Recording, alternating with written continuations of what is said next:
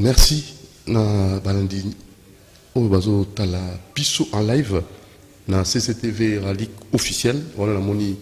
d'été José Andia na web na Romain Makonda na moni susunande kona biso Gérard Mboka et na exploitation to moni Christian Banjolo merci na yo na coordination Lenka Bongo prise de vie réalisation Moron Djambe et Binon Zinga na assistance. Voilà, les lots de génie moko oyo aye lelo pona ko meka ko beta c'était na moni pe bandi na biso na Doudou Montiri TV na YouTube to ceux qui nous s'abonner massivement na CCTV Ralik officiel vous s'abonner massivement na Doudou Montiri TV chaîne YouTube et même la page Facebook CCTV officiel CCTV Ralik officiel. Alors tokei to ya mindi ko moko ko beta masolo na makambo ko le kamboka na biso.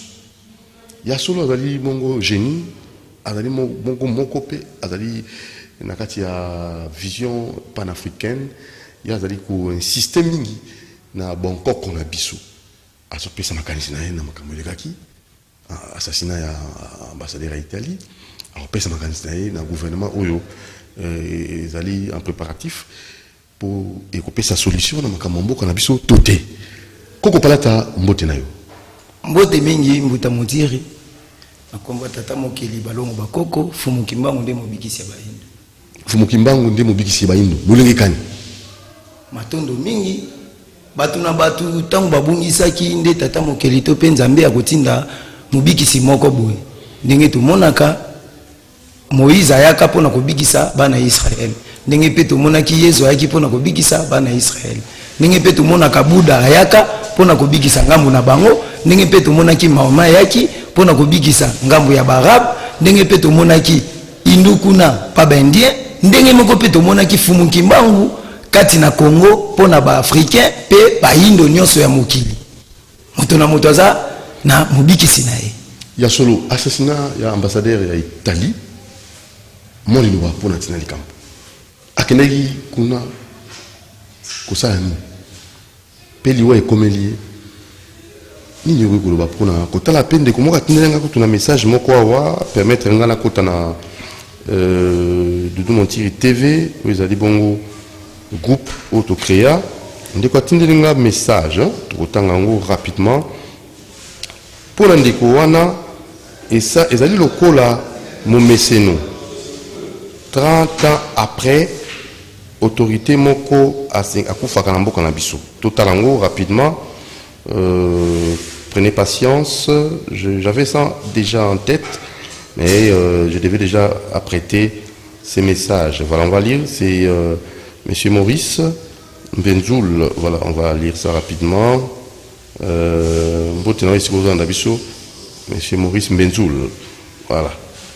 dans tout péché au théâtre. Bonjour Doudou Montiri. Toujours l'andayo est belé, l'andarabiso est belé, mais seulement l'inquiétude n'est pas qui moko pour nanini chaque 30 ans après personnalité akufa kanakati ya poko na biso totanga ndenge ya komi textuellement pour éviter de déformer information. Voilà, je sais pas si on a effacé, on n'a pas encore effacé. Voilà, nous sommes là, c'est bien noté. Chose étonnante, chaque 30 ans, il y a un assassinat d'un diplomate dans notre pays. 1961, l'assassinat du secrétaire général de l'ONU. 1991, l'assassinat de l'ambassadeur de la France. 2021, l'assassinat de l'ambassadeur d'Italie. Dieu seul sait. Selon Ndeko Oyo Akome Libiso. Alors, yo ozolo banini po natina likambo. Matondo mingi balobi mbwana yo moko soka suyo na lopango na yo okopesa faute pa yana ya nani mbwana yo soki asuyo moko na kati ya lopango na yo okopesa faute pa yana olingolo banini na likambo matondo mingi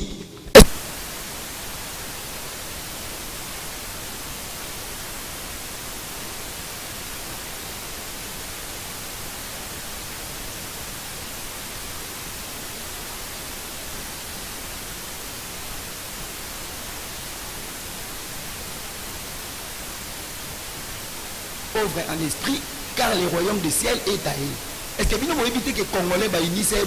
même la Bible, si la Bible peut être piège à peuple congolais. Pour Mouyaka Moulouba, vous choisissez la Bible Zati. Et c'est là qui est fondé par Vatican, bateau Bayaka, missionnaire. Ce qui nous dit là, c'est pour nous éviter la tête. Nous disons Léopold Dabouma, 10 millions de Congolais. L'un des plus grands génocides du monde. Abouma, 50% de Congolais. Donc, 4 Congo. Est-ce que c'est un Bolimbis? Après, en 1908, Léopold D. céda son Congo à la Belgique. Parce que vous traduire le mot Léopold D. céda son Congo à la Belgique. Et bon, est-ce que les Congolais ont besoin de pour nous mettre en pratique des bateaux, la personnalité, la Fumu Kimbangu, le centenaire de Fumu Kimbangu, 100 ans. Makamba Lobaka Mundele, le loiseau bétama. Faut jeunesse congolaise à Fongola Makanisi. Mais maintenant, Domingi, Fumu Kimbangu Lobaki ba maladie comme Matapana Bango. Pas ce qu'on mata. Oh, besoin mon examen qui est. Fumu Kimbangu Lobaka, Nyonson. Dieu pour la lien, on a il y a spiritualité. Mais, si on moni Bango Bongo, le consoté. Bango bakanisa ki gâteau bango bayaka kaka kuliaka kotangisa makila ya mwana mboka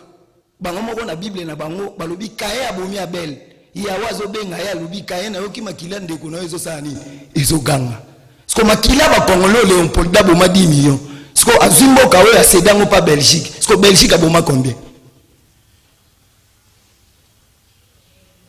France Italie Belgique États-Unis, l'homme noir deviendra blanc, l'homme blanc deviendra noir. Le Congo sera sauvé et l'Afrique aussi. Ce que jeunesse congolaise, Afrique est aux élaïs. Des ossens abisso, tout la moussamakanisi nabiso, biso bilenge. Yakubate lamboka, yakoye baba, histoire nabiso. Bambate bango balobi, l'histoire est une science qui étudie les événements du passé de l'homme. Depuis son apparition sur la terre jusqu'à nos jours. Moutou atege la rebelle munduki. Et ça mundele. Nous avons été le gouvernement Munduki. Et ça mundele. Parce que même dans kati wana. Mais ça mundele. Et ça le quoi le lycée c'est bakoko ba pesaki. Mbolo kwa ye pankoi. Aye pa panzoko. Alobi vie ngana banga côté. Mikolo nyonso na yoka aka yo zala ka munene le ka donc ngai na yo nazozwa singa. Nazobenda yo pena na mukili. Batu ba mona uzobima na zamba. Nzoko alobi ah mbolo ko beli mutu abite ngana zoya. Akeli su pa hippopotame na mai. Alobi hippopotame ndenge bakumisa ko yozala kuvimba donc ngai kutu na banga côté nazozwa singa yo na mai ngana mukili nazobimiso pena na mukili donc banyama nyoso bamonda po yo tsaka temi aluki confusion pa banyama mibale akepa zwi singa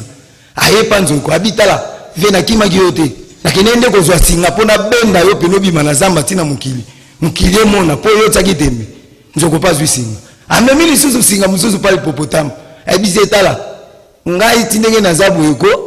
na banga kiyote na kenende kozwa singa pona benda yo bima na mai na mukili donc mukili mona po bino mona ka mbolo ko na konda apesi bango apesi hippopotame singa hippopotame akoti na mai nzoko soka bendi na zamba hippopotame pa bendi nzoko bendi hippopotame pa bendi nzoko donc baleli nzoko albi en tout cas ya solo mbolo kwa za makasi sikoyo nyama wana mukenga nazo kokobenda ete hippopotame pe na maya lobi mbolo kwa za makasi ngape na ningo nazaka pena boyeda oyo kizanga soni te na signé nzoko pa lobi kuna yepa signé tango ba pesi siko force makasi signé salini ekatani nzoko lobi te ngafuna bimantina mukili na luka pena mbolo kuna pese pena mbote pena za makasi ya solo hippopotame pe na maya lobi te ya solo ngafuna na bima na yebisa pena mbolo kwa tuka yaza pena makasi ya bimi na mai ye pa bimi na zamba ye na mbango ye pena aleka me yo zo kendo pa bi ya tika nzoko abitala to mona ka mbolo ko mutu muke mbolo kwa za makasi abitika ngabu na oluka ye maka mbolo kwa salinga hippopotame bimbolo ko ngana koti na mai na singa na ko bende ta singa wapi menga mbolo kwa yaki ya ko benda ngana mukili donc na moni pena za makasi blotsa non singa ngo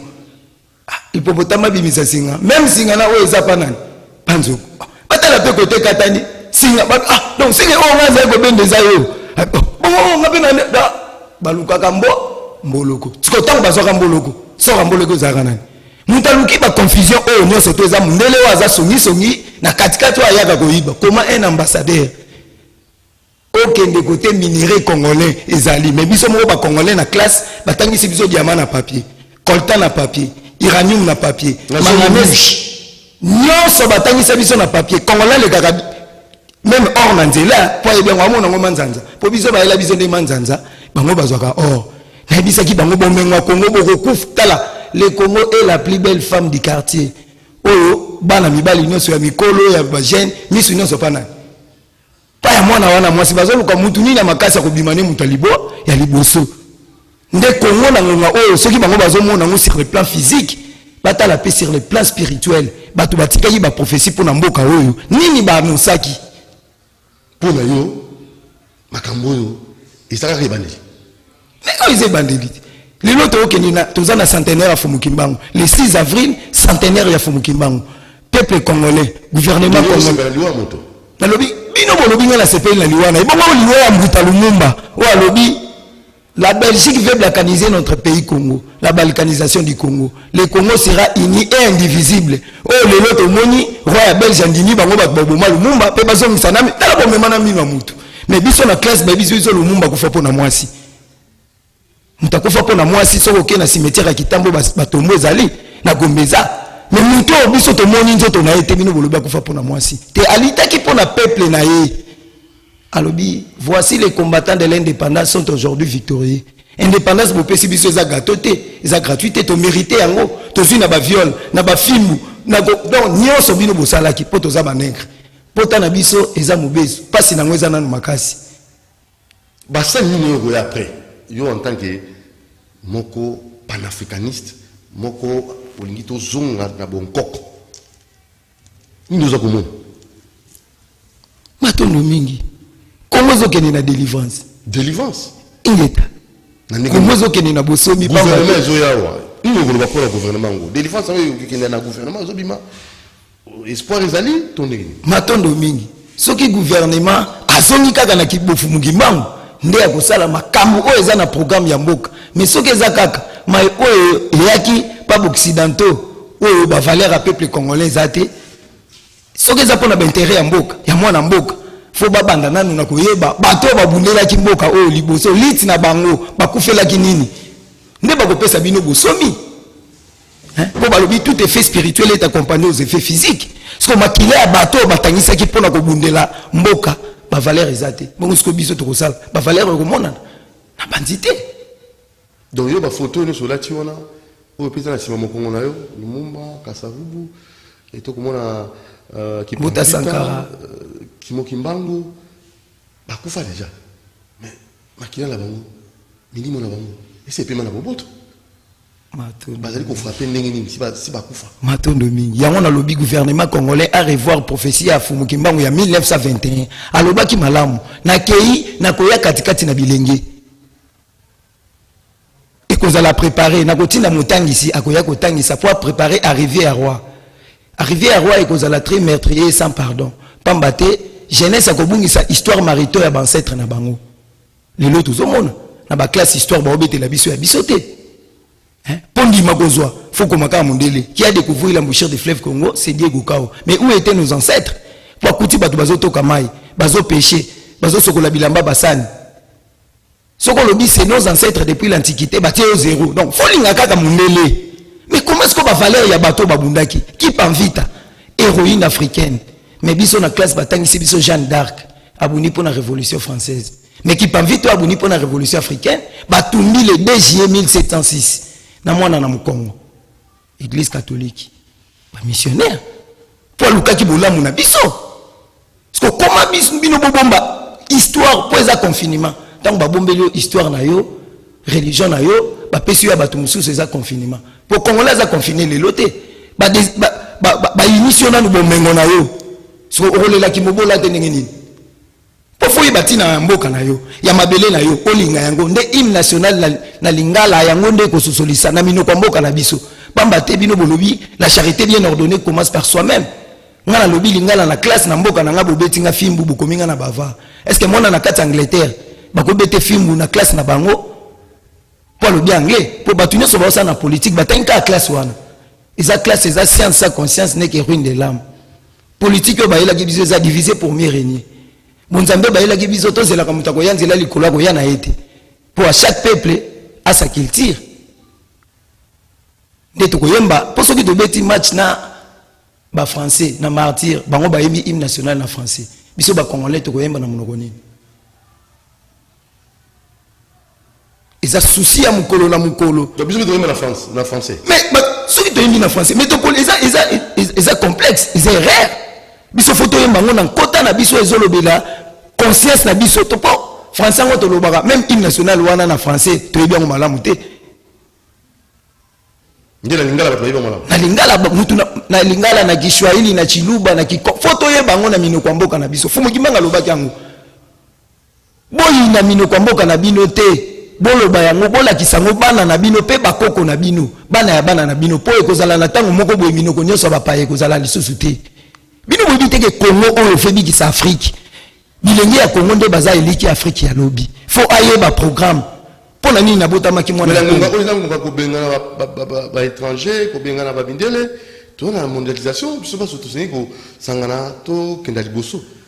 matondo mingi soko lobi biso nyonso to sangana classe to zotanga biki ya pamba to sala kate crayon to samuta ya nango mundele mais bango bakuti biso na l'âge de la pierre taillée l'âge de la pierre polie l'âge de métaux to vivaka na pêche na cueillette na chasse na agriculture pêche et élevage hein? Époque contemporaine moyen âge document écrit document miwe po bakuta ki moyindo déjà zokoma parce que classe so ba eli biso wana ata tonga pamba to sala kate faut ba memela biso kaka parce que tant to kozongela makamona ezate ke to kozongela ndenge bino bokanisa te moyindo kozonga na ebonga na ya bokonzi oya azalaka yambo po to salaka grande puissance bango mo balobi les flèches d'aller accompagner aux flèches de retour lokola to salaka moyambo to kozonga ni to comme la armée forte économie forte nyonso wana au sein de l'Amérique matondo mingi yango na lobi gouvernement congolais faut à revoir quand il y a prophétie en 1921 il y a Fumukimbangu il y a le 10 septembre c'est ça le gouvernement esengeli azonga na authenticité même matondo mingi mboke ke na développement mboke ke na développement bana bazotanga na istab ingénieur moi ingénieur euti na mo génie tonga ba memela biso et ba memela biso et développer na nini peuple congolais a souffrant pour classe tozotanga ezana ba capacité na biso te ezate o faire développer biso ezako inisa biso na minoko na biso pour soko lobi lingala ba beti ofimbu est-ce que ba valeur na biso ezana tozonga na kopesa kelasi tozonga na ba valeur na biso tozana bana IBTP ou ba yebi batanga ka makamba bâtiment bango bakozwa fo bazwa babimisa bisolo bazwi bana wana ba encadrer bango babimisi kroki ndenge nini tokotonga mboka po balobi tokotonga tokoyemba hymne national po ba tokotonga mboka kitoko koleka na kimia parce que faut bilengeti faut qu'on exploiter bilenge wana ba o baza ba ingénieur ba ya ista bon bino bokosa bobimisi mbongo balamba libende bapelisa moto to bana ba invention po comité invention la invention oui boyebi bisika ba minerai na socialité bozala ba matériel ko lukangote ya ba bisika zalité mondela limitable non déjà matonomi yango zomona l'état faut apesa sa confiance par jeunesse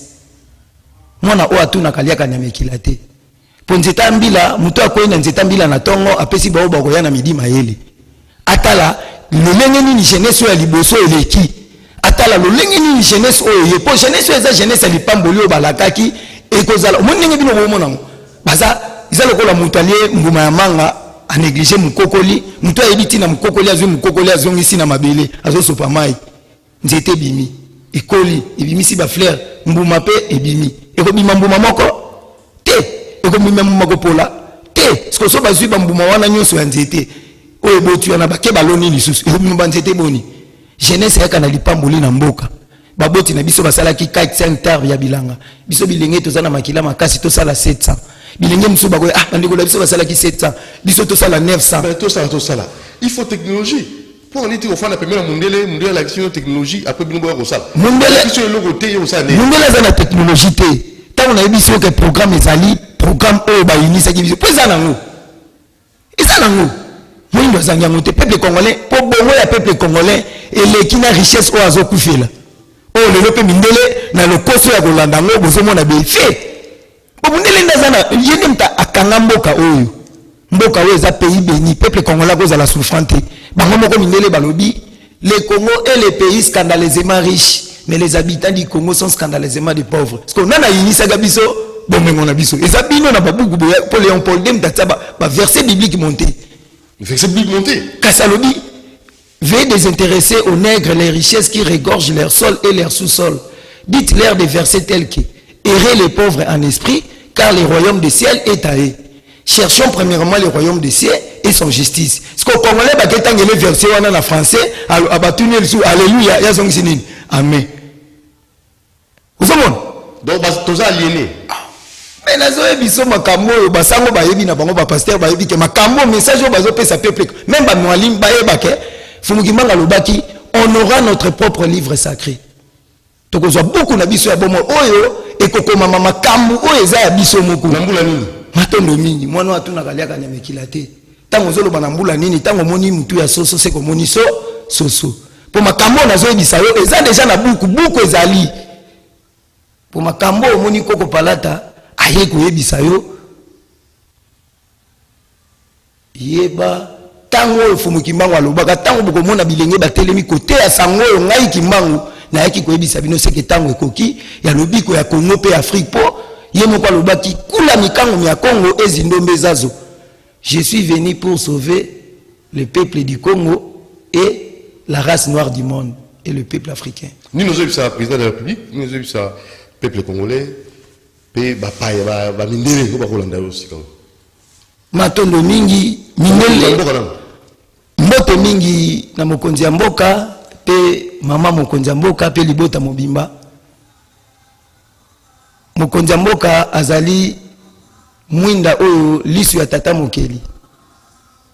po balobi toute autorité vient de Dieu donc mokonzi wana eza ewite pa ya tata mokeli pe azali 4e président ya langue nationale ya mboka na biso. Pour na loba yango na Feza TV RDC zali pour na tombela kae maso ya malamu pambate azongi sabiso azo le kana Dudu Montiri TV azo le kana CCTV Ralik officiel ingeta pe tolobaka na mokonza mboka ete azali 4e président de la langue nationale azo représenter pouvoir ancestral donc qui vit du mukulu donc grande puissance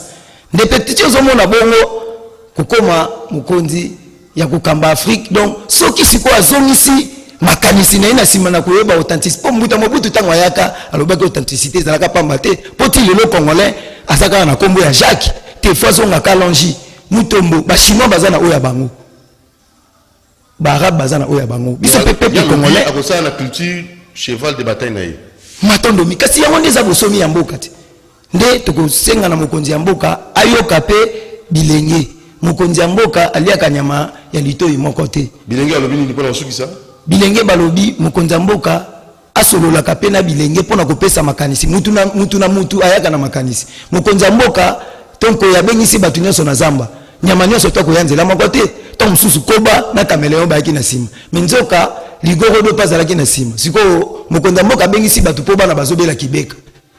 kise kibeka eza pa ya ligorodo eza pa ya moloko to ya kimbangu ingeta asonga atanga pena professeur fomu kimbangu pona kolandela programme bakocha mutu makasi matondo mingi ezali mbeba na bayenso bakocha mutu makasi pamba te fomu kimbangu alobaki ezala oza mundele musaka mutane mupembe moyindo mwana ya Kongo ozala mutaba Kongo soko bomi mutabandu ndo mpepe koya ezoza mswahili bomi donc eza mupepe o balakaki donc na miniti au congolais atangisa lisusu makili ya ndeko na ete tozala bomoko tosangana totala ndenge nini tokoki kotombola mboka bakongo batiki ya kibiso mupepe zali po makila wana ndenge zabo makila wana eko po makila wana balobaki koya ekoya pona kosa même pas na bango moko Moïse tanga bimisi bana Israël na boumu ebisi bango bobo mabanyama bozo makila botsa na ba porte milimo ya bakoko na bino babomaki ekoya pona kopesa bino bosomi bawo batiaki te to suki sala hymne national ngala matondo mingi rapidement to suka telema mwana Kongo tosangani na pasi tosangani na bokasi pona bosomi tombola elongi eguma makala pona yango tokamata lolenge malamu na kimia batwanguya na mosala tokutunga mboka kitoko koleka na kimia mwana mboka yemba nzembwa lokumu ya binwa bosangani mwalolendo kumisa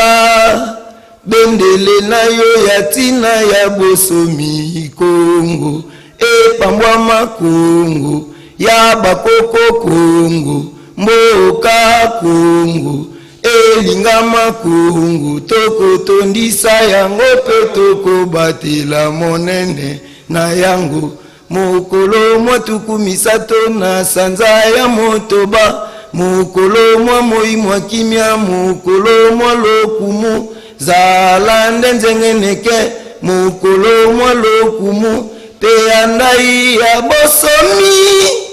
tokotikela bakitani na biso pona libela maboko makasi na bandeko bazana bandako pamba te zali nzembo ya lokumu ya mboka. Merci beaucoup. Merci mina ndiko bakomeli biso awa na moni mama Astrid Anyambela Amflair. Merci mina message okomeli biso. Merci na bandeko no sobo s'abonner massivement na Doudou Montiri TV massivement pour vous avoir maté ya ba information manunga pe na CCTV Ralik officiel pour s'abonner massivement. Peut-être numéro de téléphone de ici. Matondo mingi na ba so balingi ko rapidement to comme la maté à 085 011 30 10 085 011 30 10 pembote na nesonyanzila bangunza koko masamba biso moko koko palata elongo na ba bundi nyonso ya vutuka fana pambo vidila. Merci maman Evelyne Mebois na message au biso. Merci mingi pe na maman la biso Bijou Makila, bon anniversaire na maman Bijou Makila azona na biso en live na Doudou Montiri TV na CCTV Ralik officiel. Bon s'abonner massivement pour vos informations et longobani. Le quoi maman Evelyne Mebois na maman la biso Bijou Makila ba komeli biso na maman Astrid Anyambela Amflair o ba komeli biso ba message botika malamu Doudou Montiri appelé na numéro affiché pour na boza peut-être boleka na plateau to bopé sama kanisi la bino na 089 61 52 634. Merci à toute l'équipe. Ciao.